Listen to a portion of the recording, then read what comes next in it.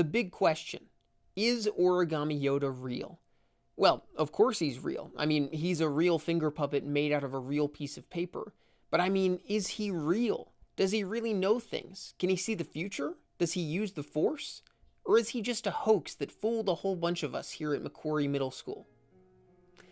That is the beginning of The Strange Case of Origami Yoda, which was one of my all-time favorite books when I was 12 years old. Star Wars has never been my all-time favorite fandom or anything like that. I really enjoy it, but it's not my favorite thing. But I would say that the thing that got me into Star Wars in a big way, especially as a kid, was The Strange Case of Origami Yoda series. I grew up in that period of time in which the prequels were sort of old news. I grew up with them being part of the Star Wars series, and then the sequels had not been released yet, and so we were in that sort of limbo period in which there wasn't any new material other than maybe the Clone Wars movie, and all we had were people sort of writing things and posting things and making things based on the original trilogy and the prequels. Lego Star Wars The Complete Saga was huge for me. I remember getting bobbleheads from the Clone Wars movie at McDonald's when that came out. But the thing that actually got me into Star Wars and made me more of a fan was this series. Before that,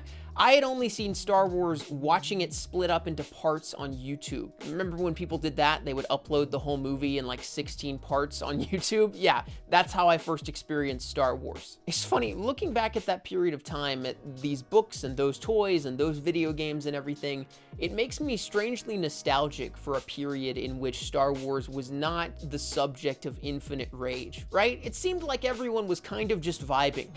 The first Origami Yoda book is over 10 years old now, which is freaking insane, but I think it remains extremely relevant to the fandom today. For those who don't know, I guess, the Origami Yoda books were sort of a children's book series, maybe middle schooler book series, that was a cross between Napoleon Dynamite, The Empire Strikes Back, and Diary of a Wimpy Kid. Although I guess it didn't have a sociopathic protagonist like Diary of a Wimpy Kid, so that was nice. The main story of the Origami Yoda franchise is that there's this very quirky, eccentric, weird kid named Dwight who goes to a middle school called McQuarrie Middle School, which is named for the concept artist on Star Wars, Ralph McQuarrie.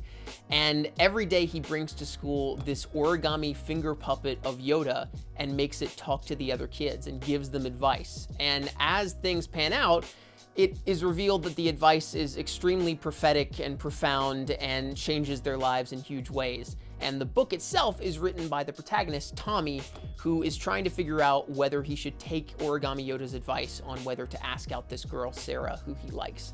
So it's sort of a investigative style type thing with different case files of incidents in which Origami Yoda gave advice, and they're all very quirky and eccentric and funny and full of lots of middle school spirit, I guess. Right from the get-go, I remember seeing this series on the shelf at Walmart every time I would go with my mom when I was 11 and 12, and being instantly intrigued by just a book cover with Origami Yoda on the front. What's that about, right? And at first you think it's some sort of how to fold Star Wars origami thing, but then you hear the premise and it's way more wacky and out there than you even could have envisioned, and you go, who possibly came up with this? And that's what kind of made it great. From the get-go, the series is really good at emulating that middle school nerdiness of a bunch of kids who love Star Wars, right? And reading it now, it makes me extremely nostalgic for that period of time in which I was constantly quoting the lines with my friends and playing Lego Star Wars and all that kind of stuff, you know? The series is also really good at capturing how kids, and especially middle schoolers, start to see their whole lives through the lens of the pop culture and fictional stories that they love, you know? I remember when I was in middle school seeing my whole life through the lens of Harry Potter, right? All of my teachers were Hogwarts professors, and the one kid who kind of bullied me was my Draco Malfoy and all this kind of stuff. My friends were Ron and Hermione, and this book almost does that with Star Wars, where you get a glimpse into the way that the kids sort of see their school as an imperial rebel battlefield, you know? So the Origami Yoda series really understood, how kids perceive fandom and how we interact with movies at that age, right? But I think it also understood the ethos of the Star Wars franchise as a whole really well. You know, I would say that, especially in the original trilogy, the Star Wars franchise is in many ways about faith and belief, and that's exactly what this series was about too. There's this wonderful duality to the premise of the series, though, especially with the first couple books, where on the surface they're about investigating a weird finger puppet to see if it's using space magic, but below the surface, they're really about the kids at the school learning to appreciate Dwight, the kid who made the finger puppet, and in a broader sense, learning to appreciate weird kids and the social outcasts. You can really tell throughout the series that Tom Engelberger has a big heart for those weird kids, supposedly, and wants people to be able to appreciate them, not in spite of their strangeness, but because of it. It's also not like a surface level black and white dissection, you know, like Dwight, the weird kid, can be objectively annoying sometimes, and not all of his weirdness is totally likable, but the kids still learn to appreciate him in spite of that, and sometimes because of it. But, you know, another thing that made the series so valuable to me on a personal level has a lot more to do with the author himself, Tom Engelberger. One of the most brilliant things about the Origami Yoda series was that it was so interactive. Every Origami Yoda book ends with instructions for how to fold your own origami Yoda or Vader or Chewie or etc., etc. And that was part of the thing that, you know, made it so fun to get a new book, was like, oh, I'm also getting new origami instructions, right? Looking back, I actually think that the Origami Yoda fandom, so to speak, was the first internet community I was a part of. Tom Engelberger, who was the author of the series, ran a blog called origamiyoda.com or something like that, where every day he would update it with, you know, fans who had sent in their origami pictures of different Star Wars characters they had made out of paper and stuff like that.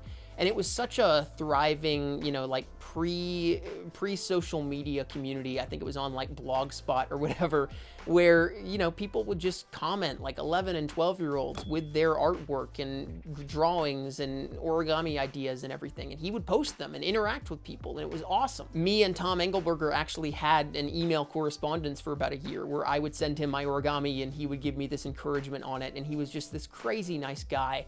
And I look back at that as like, that's what internet community can be. You know, like, I think that probably serves some inspiration to what I want my community on my YouTube channel to be. It was such a thriving example of creativity creating community, right? It wasn't people expressing opinions nonstop. It wasn't arguing about Star Wars. It was just people being like, hey, I made this. Isn't this awesome? And other people being like, yeah, it is awesome. I made this. I actually won an origami contest that Tom held on his website. I think it was like a photo contest, and he sent me a signed copy of Darth Vader Strikes Back with a drawing in the front cover that he signed. And that is still like one of the most special things that I own to this day. It was just such a cool thing to have an author who was so personable and so encouraging towards creativity. So I would really just want to say thank you to Tom Engelberger, you know, like, thank you, man, for writing such a good book series for kids that felt so relatable, but also had so many important things to say.